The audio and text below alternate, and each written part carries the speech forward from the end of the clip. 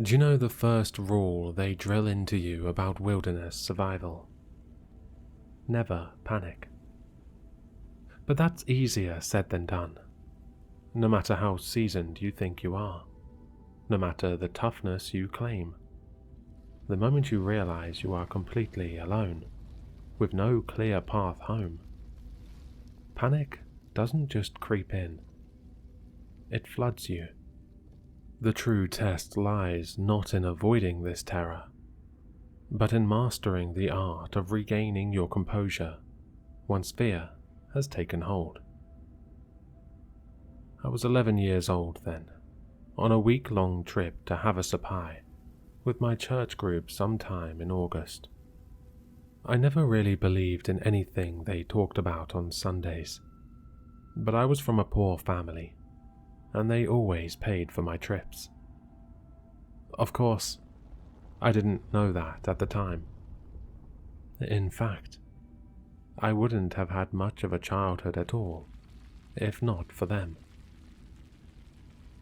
If you've never been to Havasupai, imagine this.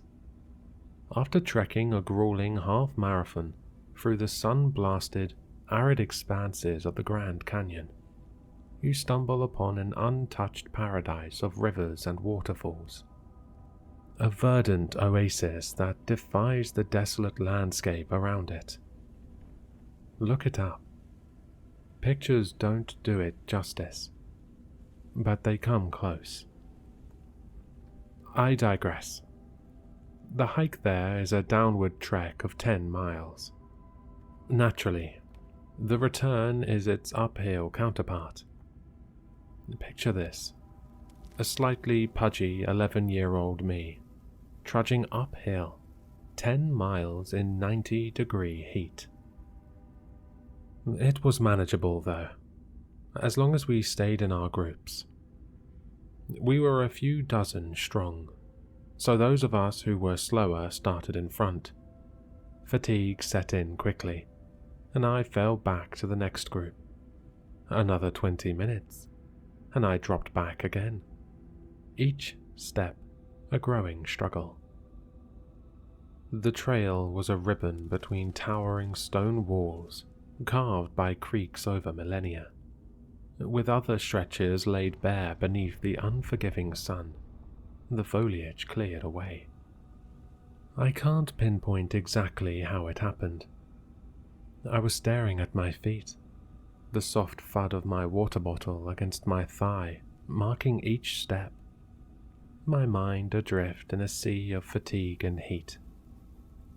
When I looked up, I found myself in a clearing. The path I had been following vanished, replaced by the random scatter of sagebrush under the harsh sun. I backtracked, hoping to find the trail, but it was as if it had evaporated. Panic set in, tears streaming down my face as I broke into a desperate sprint. After a minute, the trail was still nowhere in sight. I turned, running, screaming for help, but my voice was swallowed by the vastness of the canyon.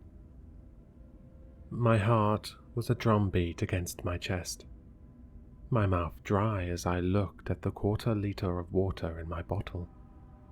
Just a few sips left. I was going to die. That was the only thought in my mind. I ran in another direction, my voice hoarse as I screamed again.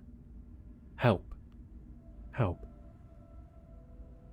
I pushed on for minutes that felt like hours. There was nothing, only the relentless, hot, desolate landscape stretching out endlessly around me.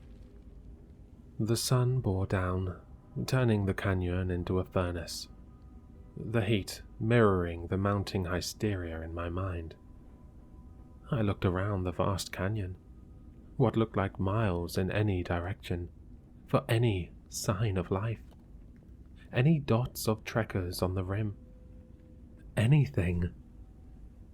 But there was nothing. It was around 2 p.m., and the sun wasn't going down any time soon. In my desperation, I cried out for God to please save me. But still, silence. To be honest, I'm going to die wasn't a coherent thought in my head. It was more primal than that. A visceral sensation that grips you. Those who have felt it know what I mean. It's not about thinking in words. It's about experiencing a raw, unfiltered surge of dread. Panic is the essence of fear, a state where planning and logic are drowned out by an overwhelming wave of despair. I collapsed onto the scorched earth, feeling the sting of the hot sand against my hands and knees. My tears fell, disappearing almost instantly as they met the ground, a poignant symbol of my fleeting life being consumed by the unforgiving soul of the desert. As I sat there, a small but vibrant splash of color caught my eye. A red bird, flitting from one parched tree to another. It was the first sign of life I had seen in what felt like an eternity. The sight of it sparked a flicker of hope in my heart. Perhaps, I thought, this bird knows where to find water. Driven by a mix of desperation and instinct, I followed the bird. It seemed almost aware of my presence, waiting for me from branch to branch. My pace quickened, my eyes locked on this beacon of red against the bleached sky. The bird led me through a less trodden path, clotted with the occasional greenery that managed to survive in this harsh environment. And then, ahead, I saw something. Or rather, someone. There was a Native American man sitting on a fallen log, the red bird perched calmly on his shoulder. He looked up as I approached, his eyes meeting mine with a depth of understanding that was almost unsettling. "Are you lost?" he asked, his voice gentle, echoing strangely in the vast silence of the canyon. I could only nod, wiping away the tears and dust that clung to my face, trying to steady my breathing. "Then rejoice, for you have been found," he said, his tone warm. I stood there, the awkwardness clinging to me like the heat. "Can you help me find the trail?" I managed to ask, my voice hoarse from screaming. "You're already on the trail," he replied with a gentle smile. "But it's not my trail," I protested. "It's a trail, and it's the one you're on," he countered. I was confused. The raw fear that clouded my mind had begun to subside, and I felt clear thoughts slowly coming back to me. "I need to find my group," I insisted. "The group that left you to die in this heat?" He snapped back, his tone suddenly sharp. "Seems like they're the ones that need to find you." His words stung as I realized the truth in his statement. I swallowed hard, trying to gather my thoughts. The man's eyes lingered on me for a moment. Then he nodded slowly. I can help you find your way home, but you must listen carefully. Follow the echo of my voice, and you will be safe. I knew it was strange, but it was my only option, so I simply nodded in agreement. He stood up from the log, the red bird fluttering to a nearby branch, watching intently. He cupped his hands around his mouth and called out, his voice ringing through the air. This way. The echo reverberated through the canyon walls, fading into the distance. I listened intently, and after a moment, I heard the echo return, faint but unmistakable. This way. I turned back to thank the man, but he had vanished. Only the red bird remained, hopping between branches, and tilting its head as if to beckon me forward. I took a deep breath and began to follow the bird. It led me through the rocky terrain, flitting from branch to branch, pausing occasionally to ensure I was still behind. I listened for the echo of the voice, and every now and then it would come again, faint but clear. This way. I walked for what felt like hours, through rocky terrain and across sun-scorched patches of desert. The red bird was my only guide, hopping ahead, then pausing to make sure I was still following. The familiar echo sounded intermittently. This way, drawing me forward. The canyon twisted and wound around itself, and I felt disoriented, but the bird remained steady. I scrambled over loose stones, ducked beneath overhanging branches, and navigated through narrow passageways as the sun bore down relentlessly. At one point, the bird perched atop a barren tree, and I heard the echo again. This way. Faint, but clear. I followed, feeling the sting of sand against my cheeks as the wind picked up. My throat was parched, and my legs ached, but I pushed on. The bird led me to a small clearing surrounded by towering canyon walls. For a moment, I thought I was still lost. But then, I heard the distant voices of my group. Brandon? Brandon! The group turned as one and ran toward me, relief washing over their faces. They hugged me, patting my back, and bombarded me with questions. Where were you? We were so worried. Thank God you're safe. Warmth spread through my chest as I looked around at their familiar faces. I was overwhelmed with relief and gratitude. They handed me water and snacks, and I quickly gulped them down. The leaders fussed over me, checking for signs of heat exhaustion. You're going to be okay, one of them said reassuringly. I smiled and nodded, feeling a sense of safety for the first time in hours.